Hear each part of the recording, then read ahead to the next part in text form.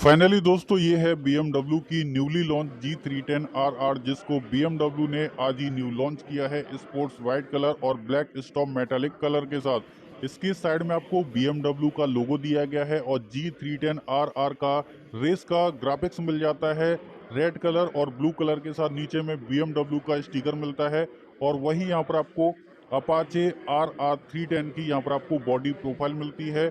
Front में USD front fork मिल जाते हैं, गोल्डन कलर के डुअल चैनल एबीएस मिल जाता है। इस बाइक के फ्रंट में बीआई फंक्शनल एलईडी प्रोजेक्टर का सेटअप दिया गया है और जैसा कि यहाँ से आप इसके ब्लैक वाले कलर ऑप्शन को भी देख सकते हैं।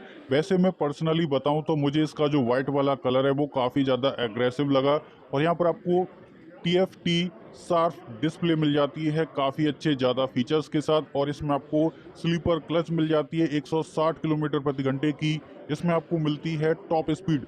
और टेल लाइट की बात करें तो इस बाइक की जो टेल लाइट है दोस्तों वो यहाँ पर आपको वही अपाचे RR310 की जैसी दी गई है।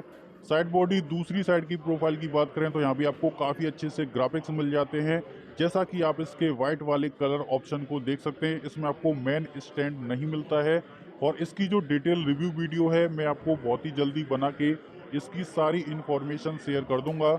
और अभी मैं आपको इसके एग्जॉस्ट के साउंड को चेकआउट करा देता हूँ।